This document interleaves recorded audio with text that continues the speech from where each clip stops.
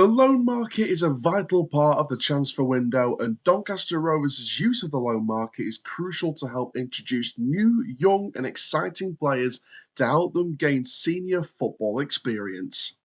Rovers have kicked off the loan market with the acquisition of 17-year-old attacking prospect Ephraim Yeboah from Championship side Bristol City, and today we'll be analysing this signing in full detail.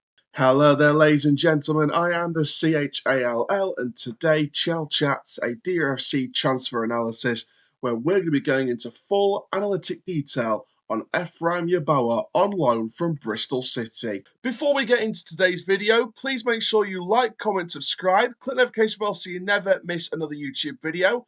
We are on the road to 3,000 subscribers and 500,000 views, so let's get there as soon as possible. Please go and subscribe to the channel. The page itself is on your screen. And for now, ladies and gentlemen, boys and girls, let's have a look into a bit more of the contract details around the season-long loan of Ephraim Yeboah. So Ephraim Yeboah has signed a season-long loan from Championship club Bristol City. He spent the latter part of last season on loan at Bath City, who reached the National League South playoffs, but lost to Braintree Town, the eventual winners of the National League South playoffs this season. He's an Italian-born player who moved to Bristol from a young age and was recruited by Bristol City from the Bristol Inner City Football Academy back in 2021. So what has Ephraim said about the move? Well, he said this: "I'm really excited to get the move over the line and get a loan move for the whole season. I'm just excited to get going. This is a big club that pushed hard for the playoffs last season and were unfortunate not to get to the final. I'm here for this season and hopefully we can make it to League One." McCann said this on the matter: "We wanted to bring more competition in the whole area, in the wide areas, and we had options on the list, but we always kept coming back to Ephraim's name. He's a boy that we watched religiously for a while. We just like everything about him. He's very quick, very direct. He'll get fans off their seats. He can play off the left or on the right. He can play as a 9 or a 10, so he's really versatile in how he plays. He's a powerful boy. I think he's a really good signing for us, and he's one we're really excited about." Ephraim's strengths are clear to see after watching highlights of him at both Bristol City and on loan at Bath City. His lightning-fast speed, energy and drive makes him a force on the wing, as well as in other attacking areas. He's also an adaptable player who can play as a striker or behind the striker, which ticks another box for a McCann attacking talent, and that main tick being on versatility. He became a fan favourite on loan at Bath City in the National League South, and his technical ability and tricky footwork can be a sight to behold. One thing I really love about him personally is his ability to make things happen in the tightest pockets of space. As seen in these screenshots from a Bristol City Academy match via a scouting video, he's in a 1v2 situation under pressure from the opposition. He uses his quickness and his game management to utilise the opening before it disappeared. He then pushes the ball forward before then using his pace to get into an attacking area, and he's now an extra body for when the cross comes in. And as he was hoping for, the ball comes in and he's there in the box to head it home for the goal. One thing I also love about his attacking play is the way he makes those pressing runs off the shoulder, almost like a pressing forward, which supports McCann's comments of how he'll get the fans' bums off seats. This was displayed heavily in this goal against Braintree Town for Bath City on loan back in February 2024 during the regular National League South campaign. As the move starts, he's in a really deep position, not even in the attacking half, and the pace of his run off the shoulder as he gains the ball is displayed clearly. His technical ability to take it round the keeper was spot on, and it's an easy finish in to an open net. It's fair to say that he is still a raw talent, and this will be his first senior loan deal outside of non-league football, which displays that raw ability.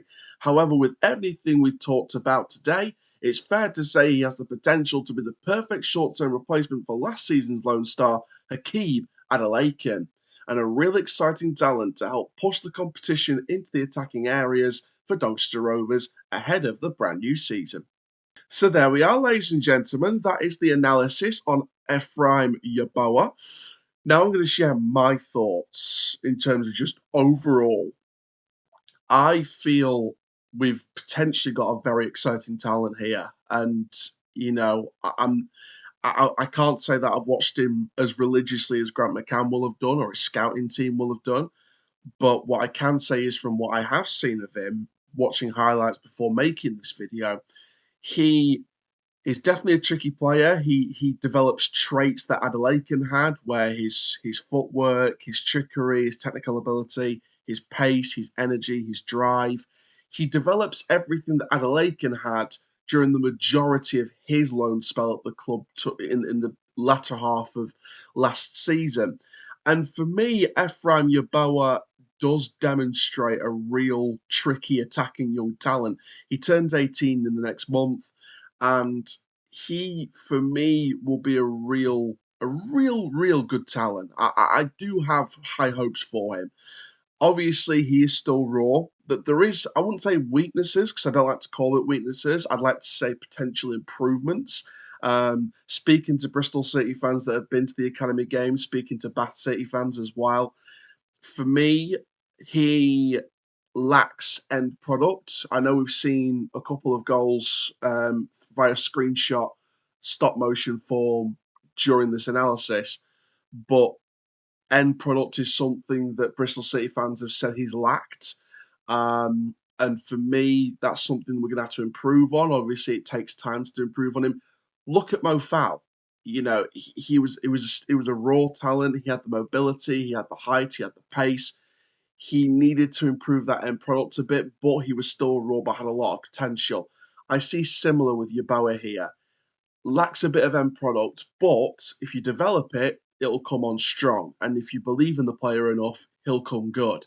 I believed in Mo, and to an extent, I thought he did well. I thought Mo did well to an extent on his time here on loan. And for me, I have good hopes for Ephraim Yeboah. Obviously, he is still raw.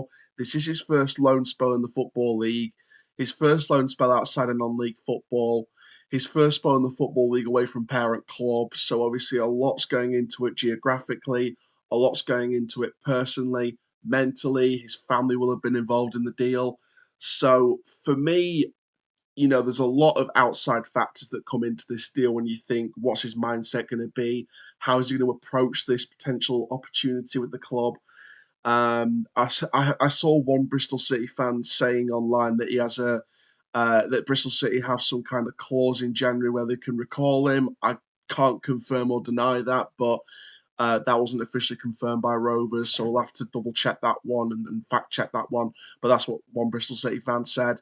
So we'll double check that one. If it is true, then Bristol City could send him back in January and send him higher in League One, which again, I wouldn't really get if he was enjoying this spell. I don't really get it. Obviously, there is that factor in there, but we'll see what happens. Overall, though, like I said, I think we're getting a really raw attacking talent. We're getting a really good young player. And for me, I would say that this is the right move at the right time. I think his versatility, I think adds to what we need as well. I think the way he is versatile across the pitch. He can play on the left wing. I think his best position, looking at the highlights, is the left wing. I would say that the left wing or right wing is probably his best positions. I think out wide is where he'll thrive best. Obviously, he is versatile. He can play up front. We saw him from the screenshots of that game against Braintree Town back in February on loan at Bath City. He was playing in a 4-4-2. So for me, obviously, his versatility is very, very key. It ticks a lot of boxes for a Grant McCann attacking player. His versatility, his interchangeability when it comes to key position changes is very, very crucial when it comes to a McCann side. You need that versatility about you and the fact that you can play out wide, behind the striker, as the striker, in 4-4-2s, 4-3-3s, 4-2-3-1s. He's got that ability about him, and that versatility is going to be absolutely crucial when it comes to this side and when we need to change for a certain opposition.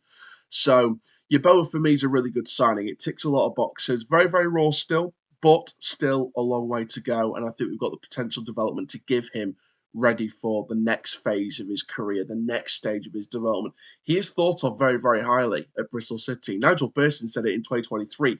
He was going nowhere. He was not letting any other team have him. So, if Pearson says that, and he's an experienced manager who's been there, done that in the Premier League, you know, he must be good. And, Bristol City working very, very closely with Doncaster Rovers to get the deal done. Liam Manning, the whole recruitment team at Bristol City, the recruitment team at Rovers, everyone involved was getting involved with that deal massively, and it's fantastic to see. So, thank you very much, guys, for watching this transfer analysis on Ephraim Yeboah. Ephraim, welcome to Doncaster Rovers Football Club. We can't wait to see you play in the red and white hoops. And for now, I am the CHALL. Ta for now. That's full time. Mean that bash to you.